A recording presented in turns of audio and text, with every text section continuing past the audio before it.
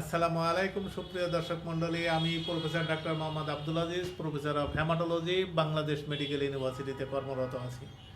আমাদের একটি সান্ধ্যকালীন চেম্বার আছে, যে চেম্বারের নাম হেমাটোলজি সেন্টার। সেই হেমাটোলজি সেন্টারের পক্ষ থেকে আপনাদেরকে আন্তরিক অভিনন্দন ও শুভেচ্ছা জানাচ্ছি।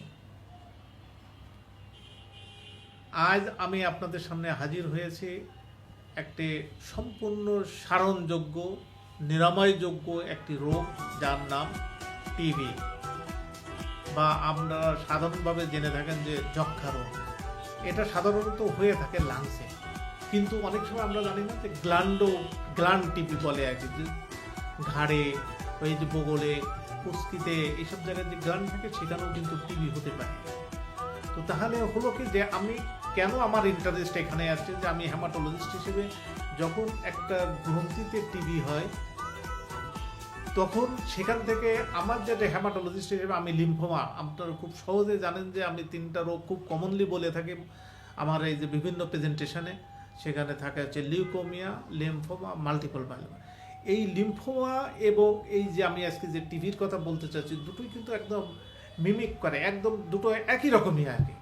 দুটো সাইন সিমটম একই রকম, দুইজনের এখানে গ্ল্যান্ড বড় হয়, সব মিলে একই রকম থাকে।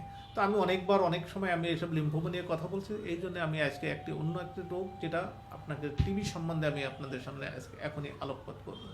তাহলে আমি প্রথম কথা, যে টিবিটা কী আছে, এটা একটা সংক্রামক বা ছোঁয়াচে রোগ, যেটা মাইক্রোব্যাকটেরিয়াম টিউবারকুলোসিস দিয়ে হয় এবং ইউজুয়ালি লাংসে হয় আর কি। আমি যে অংশটা বলে আসলাম আজকে ওই অংশতে আমি যাব না, লাংসে হয়। তো লাংসে হলে কি হয়, যে এখানে তাহলে কি ধরনের সে সাইন সিমটম নিয়ে আসতে পারে এই রোগী? দেখা যাবে যে সব সময় তার হয়তো কাশি থাকতে পারে, কাশির সাথে রক্ত উঠতে পারে। তারপরে তার হচ্ছে বৈকালিক কিছু টেম্পারেচার, যে সবসময় যেমন জ্বর থাকে এরকম না, কিছু দেখা যায় যে সবসময় ঘুষঘুষে জ্বর এবং ইভিনিং রাইজ টেম্পারেচার স্পেশালি এটা বলে, আর সাথে ওয়েট লস থাকে। তাহলে কি মুদ্রা কথা, যে তিনটা হলো, যে একটা কারোর যদি যক্ষা যদি থেকে থাকে, তো তাহলে দেখা যাচ্ছে যে তার কাশি থাকছে, তার কাশির সাথে রক্ত উঠছে, তার ওয়েট লস হচ্ছে, তার ক্ষুধামন্দ হচ্ছে, এইগুলোই ইউজুয়ালি নিয়ে থাকে। তো তাহলে এখন এইটা যখন পাবে আর কি, তো তখন আপনাকে আর আমি মনে করি যে কোনো জায়গায় দেরি না করে অত নিকটস্থ যে কোনো স্বাস্থ্যকেন্দ্রে যাওয়া উচিত। এবং এখানে স্বাস্থ্যকেন্দ্রে যে চিকিৎসাগুলো প্রায় সবাই, একটা কথা মনে রাখবেন, যে কেন আমি আবারও এখানে গুরুত্ব দিয়েছি, যে টিবি রিলেটেড যে ধরনের চিকিৎসা আছে প্রায় সবই গভর্নমেন্ট বা ফ্রি দেয়। এখানে চিকিৎসা সংক্রান্ত, টেস্ট সংক্রান্ত প্রায় সকল কিছুই এখানে ফ্রি পাওয়া যায়।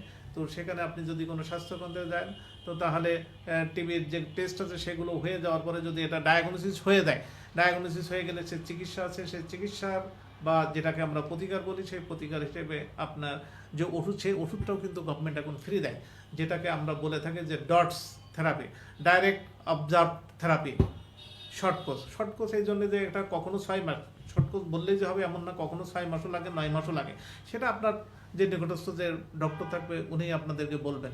তো তাহলে আমাদের দাঁড়ালো কি, যে আমার যে লিম্ফোমা সেখানেও যে সিমটম ছিল, এই যে টিবি নিয়ে যে কথা বললাম, টিউবারকুলোসিস বা যক্ষ্মা নিয়ে যেটা কথা বলছে, এখানেও সে একই ধরনের সাইন সিমটম নিয়ে আসে।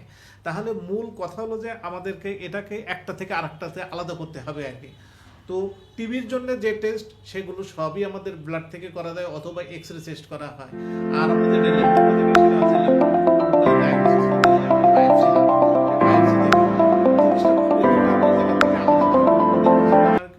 যে একটা বায়োপসি হবে আর একটা এক্সরে হবে, অথবা কাশির যে 3 দিন পর পর স্ফুটন পরীক্ষা করা, এইভাবে ডায়াগনোসিস হয়ে গেল।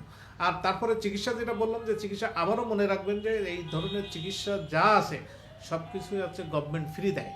কিন্তু কথা একটা মনে রাখতে হবে আর কি, টিবির চিকিৎসা কিন্তু 6 মাসের, এবং সেই 6 মাসের চিকিৎসা যদি একদিনও যদি কম হয়, তাহলে আবারও ঘুরে আসার সম্ভাবনা থাকে।